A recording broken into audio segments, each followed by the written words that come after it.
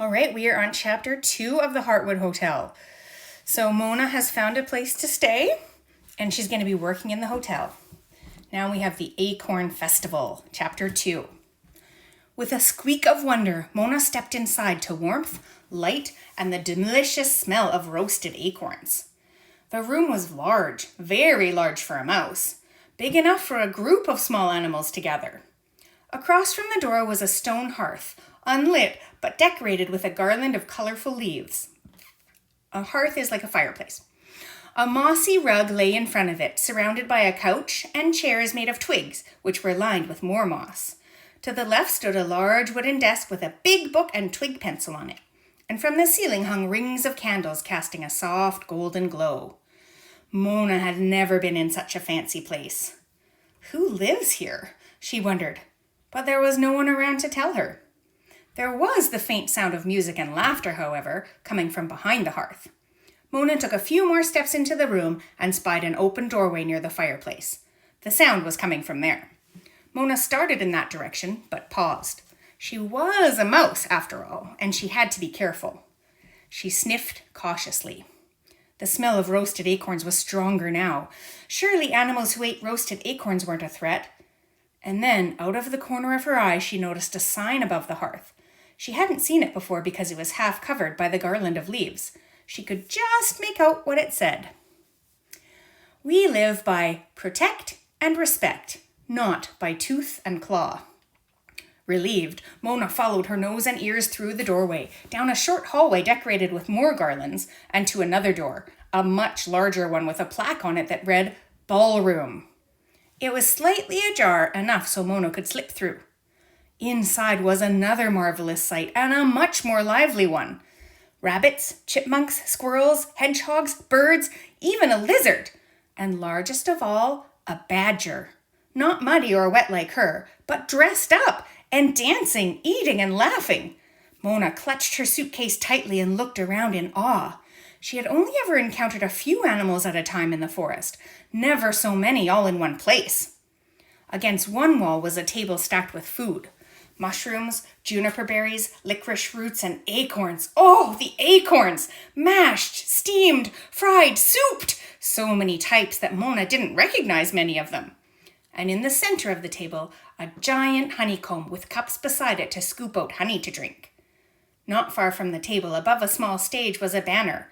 The first Acorn Festival. Celebrate autumn's arrival. And on the stage, 3 beautiful dark blue birds crooned. Their song came to an end and the room filled with applause. Thank you, said one of the singers. We are the Bluebow Warblers and we're honored to be singing our final concert here before our flight to the south. We're happy so many of you could make it despite the storm. And now, though it is raining outside, we can make it sunny in here with one of our favorite melodies. Moon shine, sun rise. More applause filled the room, and whistles and cheers too. As the birds burst into another tune and the dancing started again, Mona's mind raced. Were all these animals staying here? Where had they come from? Her thoughts were interrupted by a voice. Hello, Miss Mouse. The lizard stepped in front of her and gave a short bow. Were you searching for help at the front desk? My apologies. My name is Gilles. How may I help you? Mona noticed he was wearing a bow tie around his neck and a large key which was made of wood and had a heart-shaped top. He was exceedingly clean, a glistening green as though his scales had been polished, and he seemed hesitant to get too close to the muddy puddle that had collected on the wood floor around Mona. I stammered Mona. I am afraid we are full tonight. Booking for the Acorn Festival took place months ago. Why, we were overrun with messenger jays bringing room requests. You should have sent one yourself. Mona found her voice. I didn't know. I've never been here before. Where am I? Where are you? Why, Miss Mouse, this is the Heartwood Hotel. What is that? Asked Mona. Only the finest hotel for forests around, exclaimed Gilles. The Heartwood Hotel has roomed such guests as the speed race champion Randolph the Rabbit and the Duchess Squirrel Henrietta III. It has hosted the wedding of the richest skunks in the forest and boasts festivals for every season, not to mention its reputation for rest and relaxation. The lizard's tongue flicked in and out as he continued. Why, no other spot can guarantee protection from wolves, coyotes, and cougars. Sleep in safety, eat in earnest, and be happy at Heartwood. That's Mr. Heartwood's motto. One of many, actually. Please don't tell Mr. Heartwood you haven't heard of us. He will blame the Pinecone Press. They have yet to review us.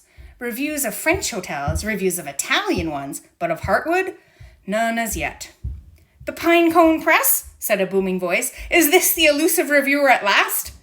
Joining them at the door was none other than the largest animal in the room, and perhaps the oldest too, Mona guessed from the stoop of his shoulders.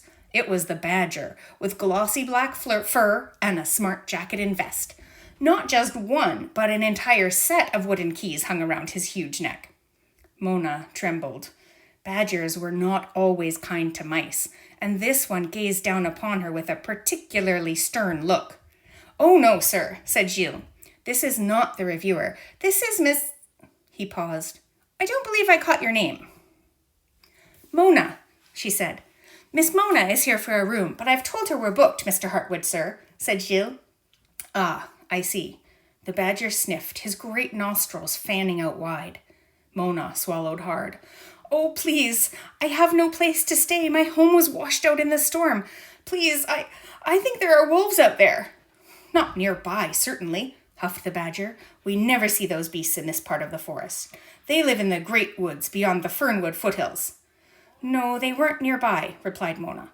She had seen the wolves before the stream had carried her away. Had that been in the fernwood foothills? She didn't know the parts of the forest and what they were called. "I see," the badger said again, twirling the white whiskers on the sides of his cheeks. His gaze caught her suitcase and he peered closer. "A heart! What a coincidence!" He looked back at her intently. "I've always had it," said Mona. "It belonged to my family." "And where are they now?" "I lost them a long time ago in a big storm like this." "You did you?" Mr. Heartwood tugged his whiskers, his eyes concerned. "And so storms strike, not once, but twice." He looked like he might say something more, but he simply gave his whiskers an extra hard tug and then looked back at the party and glanced down at the floor, which was messy with bits of food. "Ah, crumbs. We have more than a few." "A night for a night, that we could do. You're a small sort of helper, but an extra paw is an extra paw. Gilles, make it be. Take her to Tilly." Then, with a nod and a toothless grin, Mr. Heartwood returned to mingling with the guests. "Well, I say," the lizard's tail twitched. "What did he mean? I don't understand," piped Mona. "Mr. Heartwood will let you stay for the night if you are willing to clean up after the party with Tilly, our maid." Probably mentioning the wolves helped. Mr. Heartwood has a soft spot for any small animal in trouble, and he especially dislikes wolves. His wife was taken by them, you know, while she was on a journey to visit her sister. That's why he started the hotel, to create a safe place for animals, especially traveling ones, to stay. But sometimes I think he forgets that it is a hotel, not a safe haven for every wet whisker that comes by. Of course, I don't mean any disrespect to you, Miss Mouse. In any case, you'd better come with me." "Oh, thank you," said Mona. "Don't thank me yet," said Gilles, opening the door wide. "You haven't met Tilly."